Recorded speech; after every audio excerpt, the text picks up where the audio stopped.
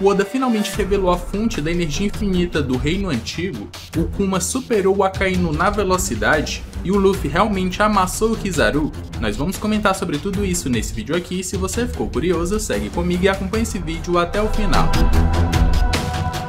Fala galera, meu nome é Lucas, voltei pra gente comentar sobre o capítulo 1092 de One Piece. Eu trouxe aqui as minhas considerações e será que os almirantes foram humilhados nesse capítulo? Nós vamos conversar sobre tudo isso nesse vídeo aqui. Mas antes, já deixa aquele like, se inscreve no canal se ainda não for inscrito. Agora, bora lá pro vídeo. O capítulo começa com Kuma chegando em Marijos e fazendo uma bagunça gigantesca lá. Os guardas tentam parar ele, mas não conseguem. Eles estão lutando ali contra um ex-Shichibukai. Ele tá sem memórias? Tá sem memórias. Mas ainda é muito forte e ninguém consegue parar ele. Aqui já vem o primeiro questionamento. Quais são os limites do poder do Kuma? Ele só não poderia se teleportar ou se empurrar pro local onde ele realmente quer ir e pegar aquela coisa que ele realmente quer pegar? Porque se ele quisesse fazer isso, ele poderia. A gente não sabe os limites da sua Akuma no Mi, mas ao que parece, ele não tem limites de para onde ele pode ou não pode ir. Porque ele fez isso com outras pessoas separando os Mugiwaras lá em Sabaody, e fez isso consigo mesmo, se jogando da ilha Momoiro até a Headline. Ele fez e ele se empurrou até chegar lá. Por que ele só não se teleporta ou só se empurra pro local onde ele quer ir e pegar a coisa que ele quer pegar? Isso aqui é que ficou, é a primeira dúvida que me vem nesse capítulo. E aí, nessa avançada dele, ou nesse avanço dele, o Akainu aparece para tentar impedir. Mais uma vez, uma pessoa que é de fora de Marijos vem e aparece para impedir de diversos e diversos ataques que já existiram ou já tiveram em Marijos. Já teve o do Fisher Tiger libertando os escravos, teve recentemente o ataque do Exército Revolucionário, que colocou ali em risco todos os Tenryubitos, que mais uma vez os almirantes tiveram que aparecer para impedir. E aí vem a pergunta, cadê os Cavaleiros Sagrados? Eu sei que tem todo aquele BO da comida dos Tenryubitos que eles têm que trazer, mas não poderia ficar um, dois ali para tentar impedir esses diversos ataques. Quando é que o Oda pretende nos apresentar essa rapaziada? Para que a gente realmente possa saber quem eles são ou quão forte eles são. Porque toda vez que existe um ataque, como aconteceu agora com o Kuma, aparecem os almirantes para tentar impedir. Mas cadê esses caras? Quando o Oda vai querer introduzir esses caras realmente pra gente ver? Essa aqui é uma dúvida que fica. Mas dentre os vários Tenryubitos que estão ali no meio dessa bagunça, a gente vê o quão lixo eles são quando eles estão preocupados com o que eles vão comer. Não é nem se tem comida ou não tem. Porque um dos Tenryubitos lá pediu lagosta, só que não veio lagosta. Ele não tá preocupado se tem comida ou não pra ele. Ele quer a lagosta dele ou aquilo que ele quiser comer. Os únicos preocupados com toda aquela bagunça ou destruição são os Tenryubitos que realmente foram atingidos. Mas de resto, a gente vê o quão lixo eles realmente são a partir do momento que eles só estão se importando com aquilo em específico que eles vão comer. Se tem ou não. Se não tiver, aí é bagunça. Mas eles não se importam se eles estão em perigo, se tem comida ou não tem, só que é aquilo que eles realmente querem naquele momento. Aqui o Akainu decide executar o Kuma porque se eles não podem controlar esse robô perigoso, ele não pode deixar ele à solta. E até se questiona o que ele está procurando ou o que ele vai fazer. Mas a gente não tem nenhum tipo de resposta ou ele não imagina o que o Kuma realmente pode fazer. Ele só se questiona. E aí ele começa o seu ataque contra ele, usando aquele mesmo ataque que ele usou contra o Barba Branca na Guerra de Marineford, que arrancou ali um pedaço da cabeça do Barba Branca e fez exatamente a mesma coisa com o Kuma. Ele acabou arrancando ali parte da sua cabeça, ele até vê que o Kuma ainda sangra, o que significa que ele tem partes humanas ainda, mas depois desse ataque ele continua atacando, lança outro ataque que pega ali na perna do Kuma, só que depois disso o Kuma some. Mais uma vez, o Oda nos mostra o porquê essa Akuma no Mi, ou a Mago Mago no Mi, é a Akuma no Mi mais ofensiva de One Piece. Qualquer ataque do Akainu arranca um braço, arranca uma mão, arranca pedaço da cabeça, e isso realmente prova que essa é a Akuma no Mi mais ofensiva. O mínimo ataque possível é capaz de fazer uma destruição absurda, tanto no campo de batalha quanto em outras pessoas também. Aqui é mais um ponto para o Akainu como almirante de frota e o cara que tem a Akuma no Mi mais ofensiva de One Piece. Depois que o Kuma some das vistas do Akainu, a gente fica se questionando o que é que ele está procurando, o que é que ele foi fazer. Porque não foi só atacar Marijos e não foi só atacar os Tenryubitos. até porque se a missão dele fosse essa, ali tinham vários Tenryubitos que ele ainda tinha que matar antes de ir atrás de outros Tenryubitos. Mas eu não sei qual foi a programação dele, que ele só sumiu depois disso. Pode ter algo relacionado ao Imu-sama, pode ter algo relacionado àquele chapéu de palha gigante que está escondido em uma das 7 câmaras lá que o Imu-sama nos mostrou, ou pode ser o resto das reservas de comida dos Tenryubitos que ele quer acabar de vez para que eles sejam obrigados a sair dali ou se coloquem em risco para que eles tenham realmente a sua comida de volta ou alguma coisa do tipo, mas a gente ainda não tem ideia do que foi que aconteceu. O Akainu também se questiona para onde é que ele está indo, e depois que ele foi passado para trás, eu acho que esse aqui é um ponto que nenhum fã de Almirante, principalmente do Akainu, vai levar em consideração. Porque por mais que o Kuma não seja tão forte quanto o Akainu, se eles fossem realmente lutar num X1, aqui o Kuma, mesmo sem memória, foi rápido o suficiente para se esquivar, para não pegar um ataque direto e morrer, porque se pegasse na sua cara, na sua cabeça, ele teria ido de base.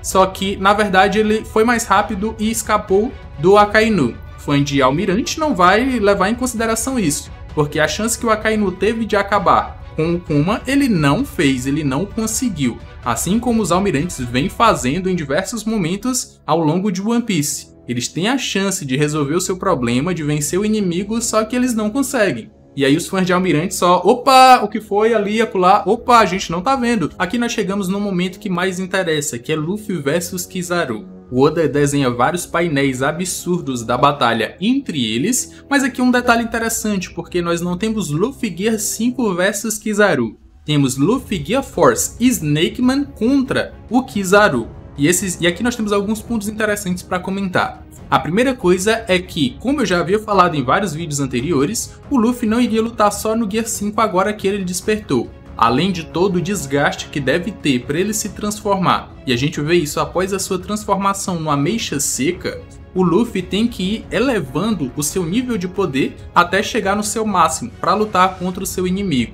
Então, em diversas situações onde ele precisa ser mais forte, mais rápido ou qualquer outra coisa do tipo mais defensivo, ele vai utilizar a transformação referente àquela característica que ele precisa. Com o Kizaru aqui não foi diferente. Ele usou o Gear Force Snakeman porque tem que atingir o Kizaru em uma velocidade absurda para que ele não se esquive e para que ele também possa se esquivar dos ataques de luz do Kizaru, mesmo que não tenha sido efetivo, coisa que a gente vai ver um pouco mais para frente. Mas outro ponto interessante é que o Luffy não foi pro Gear 5, então significa que ele vai escalando seus poderes. Ele tentou ali o Snakeman para ver até onde ia e viu que não dava. E o Luffy também não está utilizando o Haki do Rei avançado. Se a gente comparar os quadros dessa luta do Luffy com o Snakeman, com o Luffy contra o Kaido também no Snakeman, vai ver que lá na batalha com o Kaido, o Luffy está utilizando o Haki do Rei avançado nos seus golpes. Aqui ele não tá. Por quê? Também não sei. Será que significa que os Yonkous estão acima dos Almirantes e o Oda está querendo nos dizer isso nas entrelinhas? Não sei, não estou dizendo nada, só levantei o questionamento. O Kizaru tá lá só defendendo os ataques do Luffy com a sua luz, ele tá usando de um modo defensivo, eu acredito que seja isso. E no instante seguinte, ele já aparece fora dos limites da ilha. Ele sai do domo em uma velocidade absurda e já aparece lá no escambau. E de lá, ele prepara o seu ataque com luz, numa velocidade absurda também, para acertar um chutão no Luffy. Só que esse momento aqui foi interessante, porque o Kizaru vira luz, só que ele vira tipo uma bolsa de luz dentro da luz, que vai pegando velocidade com aceleração absurda. Ele muda sua frase que antes era velocidade é força, agora é aceleração é força. Então será que o Kizaru se moveu ou tentou se mover até mais rápido aqui do que ele estava se movendo contra os Supernovas lá em Sabaody antes do time skip? Será que foi algo parecido com isso? Só que ele acerta um chutão absurdo no Luffy que não consegue se defender, até mesmo porque o brilho da luz do Kizaru deixa o cara cego, e o Luffy sai voando até bater na barreira que teoricamente mataria uma pessoa se tocasse nela. Mas o Luffy explode ou bate lá, explode e sai de dentro do domo. É forçado a sair com esse chutão do Kizaru. Então aqui a gente tem que elevar a moral do Almirante também, porque esse chutão não foi para qualquer um. Só que o dano dele não foi um dano absurdo como a gente já viu o Luffy apanhando, por exemplo, pro Katakuri ou então pro Kaido, onde o Luffy leva um ataque e fica todo sangrando, inchado, e a gente não viu isso aqui. Acredito até que o dano da barreira do domo foi maior do que esse chute do Kizaru, que convenhamos também não foi lá um ataque tão absurdo. Foi só um ataque mesmo ali normal do Kizaru. Mas antes do Luffy atravessar o domo, ele atravessa o Vega Force 1. E aqui o Oda tá claramente desenhando e deixando ali uns detalhezinhos pra gente perceber que o Kizaru não tá gostando de estar destruindo essas coisas que ele ajudou a construir ou viu sendo construídos. Inclusive o Vega Force. Quando o Luffy atravessa o robô, ele acaba se dividindo na metade ali. O Sunny cai um pouco pro lado nas nuvens, então ele teoricamente está bem. E aquele robôzão gigante se explode. E aí o Oda tá nos mostrando esses detalhezinhos em quadrinhos que o Kizaru não tá gostando nada dessa missão. O Vega Force explode, mas mesmo que o Luffy não esteja ali porque ele saiu do domo depois daquele chutão, ninguém peida pro Almirante não. O Almirante tá ali de frente ou perante os outros Mugiwaras, mas eles não peidam. A Bonnie vai pra cima do Kizaru com tudo, tentando transformar ele em criança ou mudar a idade dele, só que o Almirante se move ali rapidamente e dá um chutão nela. Só que aqui a gente não vê impacto nesse chute. Na verdade foi só o Kizaru jogando ela pra longe com a força do seu chute, mas sem impacto. Ele só meio que empurrou ela com o chute pra longe. E o dano maior, ou o impacto maior, foi ela atingir a barreira assim como o Luffy. E aí eu acho que no caso dela, ela foi torrada. O Frank também não peida, ele já tenta atacar o Almirante com seu Radical Beam, só que no instante seguinte, o Kizaru já não está mais ali. O Kizaru ele vai lá para onde o Vegapunk Stella tá, na maior velocidade sem que ninguém perceba também. No momento em que os Vegapunks conseguiram o código para desativar aquela barreira, para que assim eles possam fugir. Mas é nesse exato momento que o Kizaru aparece ali diante de todo mundo. E aqui é mais um ponto que eu levanto. O Kizaru não quer matar o Vegapunk ou ele está receoso em matar o Vegapunk? Porque normalmente quando ele aparece assim de supetão na frente de algum inimigo, ele já chega pipocando todo mundo com seus lasers. Se ele não está receoso em matar o Vegapunk Stella, ele poderia pelo menos ter matado os outros dois que estão do lado dele ou atirado neles com o seu laser. Mas ele só chegou ali de boaça de frente para o Vegapunk Stella e não fez absolutamente nada. E isso é mais um ponto que me faz pensar, será que o Kizaru realmente não quer matar o Vegapunk? Será que, por ele ter visto ou ser amigo do Vegapunk e ter construído tudo isso com ele ou ter participado dessa construção, ele sente que a sua lealdade ao Vegapunk é até maior do que as ordens dos Goroseis? Não sei, é algo que eu pensei também e pode ser uma chave para os Mugiwaras conseguirem fugir da ilha sem que o Kizaru tenha sido derrotado pelo Luffy, por exemplo. Acho que é algum ponto que pode acontecer. Mas antes que ele realmente pudesse fazer qualquer coisa e matar o Stella, se ele realmente for fazer isso, um Luffy gigantesco aparece e já agarra o Kizaru, que até se espanta, soa um pouquinho ali, mas a gente não vai levar em consideração essa expressão do Kizaru, porque a do Luffy em capítulos anteriores foi até pior, e depois o Luffy tava de boaça, e foi o Luffy todo confiante pra cima do Kizaru, então a gente não vai levar em consideração essa cara.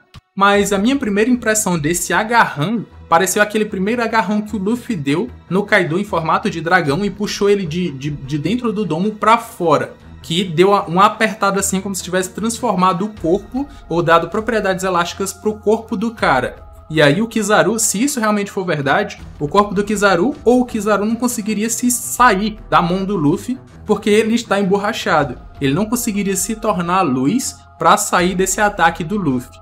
E esse Luffy gigantesco já é a terceira vez, se eu não me engano, que ele aparece. Foi na luta contra o Kaido, foi na luta contra o Rob Lute e agora foi na luta com o Kizaru, que é algo que o anime deveria ter dado mais destaque no momento em que apareceu a primeira vez.